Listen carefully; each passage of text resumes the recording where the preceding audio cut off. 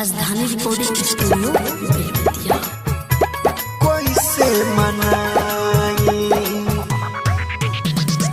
Music by Kanchan Raj, Hajipur Vaishali.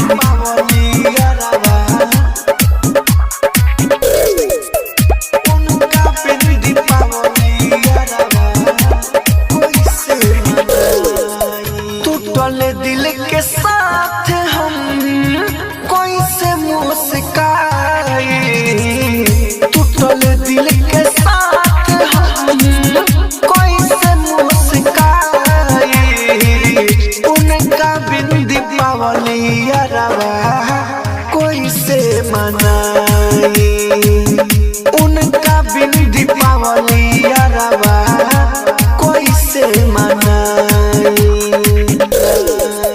टूटले दिल के साथ हम कैसे मुस्काई, उनका बिन दीपावली यारवा कैसे मनाई, उनका बिन दीपावली यारवा कैसे मनाई।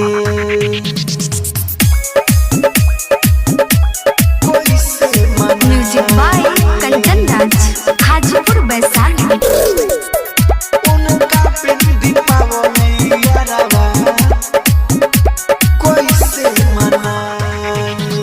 हर साल संगे रली असु बाड़ी ससुराल में, बीतल बीतल बतिया दे आवेला बानी बुरा हाल में कैसे मनाई। पर साल संगे रली असु बाड़ी ससुराल में, बीतल बीतल बतिया दे आवेला बानी बुरा हाल में।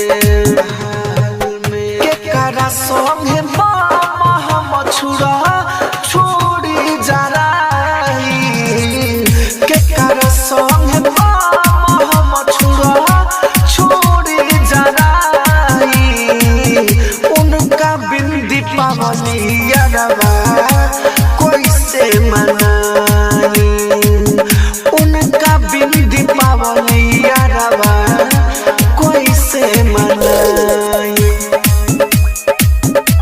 कैसे मनाई। Music by Kanchan Raj, Hajipur Vaishali.